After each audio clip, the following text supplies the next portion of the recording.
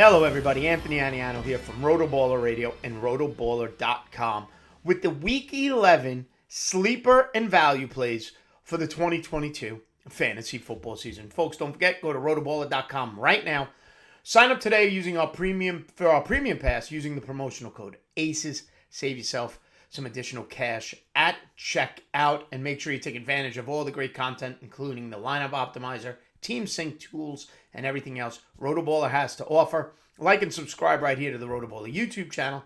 Starting at the beginning of the week with the waiver wire videos, tons of start-sit options, and ending the week right here with the sleepers and value plays. So let's get right into it. At the quarterback position, my sleeper value play pick of the week is Daniel Jones of the New York Giants at home against the Detroit Lions. Daniel Jones is 5,700 on DraftKings, and he's averaging 17.1 fantasy points per game. And as is a common theme here on the sleeper and value play video, we continue to pick on that Detroit Lions defense, a defense that allows almost 30 points per game, 29.3. They could put up points, but we know the Detroit Lions don't stop anybody. They are dead last in defending opposing quarterbacks, allowing in a PPR format 26.8 points per game to opposing quarterbacks, and allowing 15 passing touchdowns at this point through the season. Daniel Jones at home, his ability to run, his ability to throw has gotten better. Darius Slayton making an impact. We'll talk about him in a little bit. Is my sleeper play at a nice price on DraftKings at 5,700. Running back one for this week's sleeper and value play, Brian Robinson of the Washington Commanders on the road against the Houston Texans. 5,300 on DraftKings, averaging just under 8 points per game. Coming off his best game of the season last week, a heavy workload with 26 carries, 86 yards, and a touchdown, 14.6 points last week for the Commanders rookie. Now, Antonio Gibson was involved as well. Gibson a little more active in the passing game. Not a bad play either.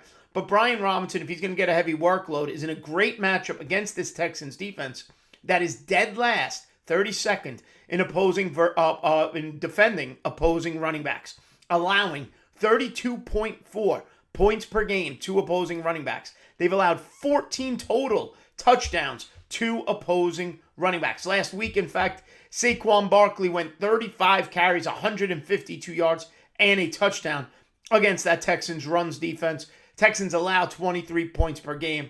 Brian Robinson in another position give you some yardage and get into the end zone. Second running back this week for the value and sleeper plays, Devin Singletary of the Buffalo Bills against the Cleveland Browns. Now, weather reports god-awful in Buffalo. We're talking multiple feet of snow potentially. So if you're afraid of that type of weather, run from Devin Singletary. I always look at that type of weather and say this is an opportunity. Maybe they don't throw the ball as much. They pass the ball. They check down, whatever they do. Devin Singletary is at $5,800 on DraftKings and averaging 11.6 fantasy points per game. He's had 10 or more fantasy points 4 times this season, including last week's 2-touchdown performance. The Cleveland Browns are second to last, 31st, in allowing fantasy points to opposing running backs at 30.8 points per game to the position, with 15 touchdowns total on the season to those running backs. As a whole, the Browns defense allows 26.4 points per game. You got 2 running backs there. Robinson of Washington at 5,300 and Singletary at 5,800, who could give you a nice floor, a higher ceiling than normal this week and cost you not much on DraftKings, or be a nice bye week fill-in for your season long. I didn't even mention those bye weeks, but keep in mind, no Jacksonville Jaguars, no Miami Dolphins, Seattle Seahawks, or Tampa Bay Bucks in Week 11 because of the bye weeks. At the wide receiver position, my first value and sleeper play, he's come back to life a bit as the season has gone on. That's Darnell Mooney of the Chicago Bears against the Atlanta Falcons in Atlanta. Only 5,400 on DraftKings, averaging just under 9 fantasy points per game, 8.9. 4 catches for 57 yards last week, and he's averaged at least 5 receptions over the last 3 weeks. Atlanta dead last against opposing wide receivers, 32nd, allowing 43.7 fantasy points per game to the position and allowing 12 touchdowns in total to opposing wide receivers. Atlanta's defense has allowed 25 points per game the way Justin Fields is playing. Chicago not winning. They got to put up points because they allow points. But the way Fields is running, throwing the ball better, finding Cole Kmet, and finding Darnell Mooney, it's a nice matchup for the Bears receiver against the Atlanta secondary. My second wide receiver, well, if I'm going to roll Daniel Jones out, I'm going to stack him with the most consistent wide receiver the Giants have. And right now, that wide receiver is Darius Slayton. 5,000 on DraftKings and averaging 8 fantasy points per game. But remember, he was a non-factor early in the season. Over his last 5 games, Darius Slayton has 10 or more fantasy points in 4 of those 5 games with 2 touchdowns in total. The Detroit Lions are 26th in the league against opposing wide receivers. Okay, they can't stop quarterbacks, they don't stop running backs, and they're not stopping wide receivers. They allow 36.8 fantasy points per game to the wide receiver position. They've allowed, like I mentioned earlier, 15 passing touchdowns. 8 of them to wide receivers, 7 to the tight end position.